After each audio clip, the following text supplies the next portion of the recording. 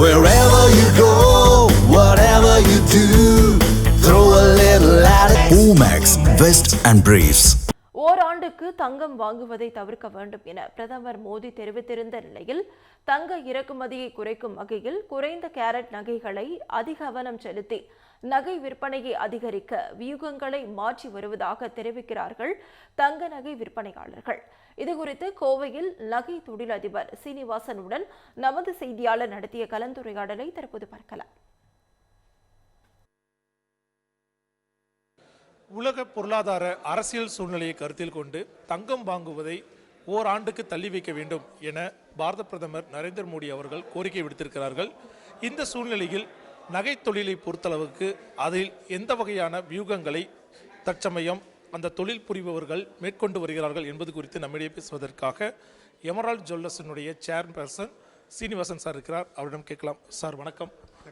PM அவர்களுடைய announcement பார்த்துருப்பீங்க. எந்த அளவுக்கு அதில் ஸ்ட்ராட்டஜிஸை நம்மளோட கோல்டு பிஸ்னஸில் நீங்கள் கொண்டு வரீங்க?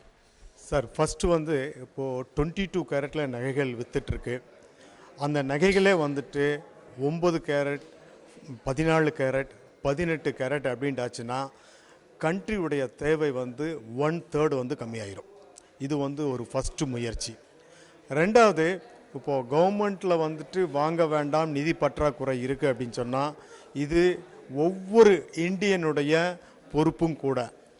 அப்போது இதுக்கு வந்துட்டு வீட்டில் வந்துட்டு பழைய நகைகள் இருக்குது, அது வந்துட்டு தேவையில்லாமல் இருக்குது அப்படின்னு சொன்னால் அந்த நகையை கொடுத்து புதுசாக நீங்கள் பண்ணிட்டீங்கன்னு சொன்னால் ஆக்சுவலுடைய உற்பத்தி இறக்குமதி வந்துட்டு மறுபடியும் கம்மியாகும்.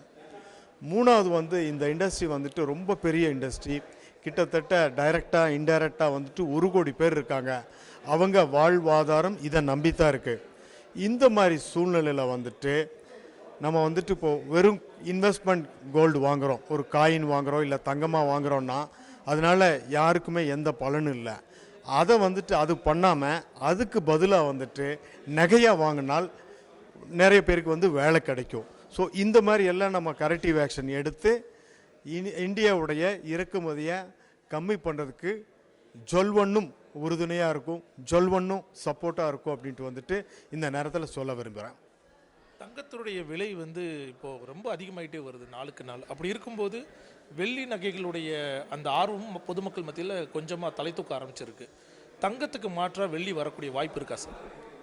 அதாவது தங்கம் வந்துட்டு எல்லோ கலர், நம்ம வந்துட்டு பரம்பரையாக பார்த்தோம் அப்படின்னு சொன்னால் இந்த எல்லோ கலரை வந்துட்டு மக்கள் வந்து நிறைய விரும்புகிறாங்க. இந்த வெள்ளையாக இருக்கும்போது வந்துட்டு பழைய காலத்தில் இருந்த இது ஒரு சீப் ஜுவல்லரி, வெள்ளி வந்து சீப்பு அப்படிங்கிற மாதிரி வந்து கண்ணோட்டத்தில் பார்த்தாங்க. இப்போ வந்து இந்த வெள்ளிக்கே வந்துட்டு தங்கம் மாதிரியே இருக்கிற மாதிரியே நாங்கள் பண்ணியிருக்கோம். ஒரு புது டெக்னாலஜியில் அந்த கோட்டிங் பண்ணி அதனுடைய லைஃபு வந்து நிறைய நாள் இருக்கிற மாதிரியும் பார்த்துக்குறோம். பார்க்குறதுக்கு வந்து தங்கம் மாதிரியே இருக்கும், ஆனால் அது வந்துட்டு அதனுடைய லைஃப் வந்து கிட்டத்தட்ட 2 வருஷம் இருக்கும். அந்த மாதிரி ஜுவல்லரியை வந்து கிரியேட் பண்ணியிருக்கோம். அதுவும் வந்துட்டு நாளை முதல் வந்து விற்பனைக்கு வரும். இந்த மாதிரி வந்துட்டு யாருக்கு எந்த மாதிரி பட்ஜெட் இருக்கோ அந்த பட்ஜெட்டுக்கு அனுசரித்து நகை கொடுக்குற மாதிரி வந்துட்டு எல்லா ஏற்பாடுமே நாங்கள் பண்ணியிருக்கோம். தங்கத்தினுடைய இறக்குமதியை குறைக்கும் வகையில் தங்க தொழில் ஈடுபடுபவர்கள் பெரும்பாலானோர் பல்வேறு வியூகங்களை வகுத்து வரும் நிலையில் நாங்களும் அதில் பங்கு பெறுகிறோம் என்பதனை திரு சீனிவாசன் அவர்கள் தெரிவித்திருக்கிறார்கள். தமிழ் ஜனம் செய்திகளுக்காக ஒளிப்பதிவாளர் நீலமேகத்துடன் சுரேஷ்குமார்.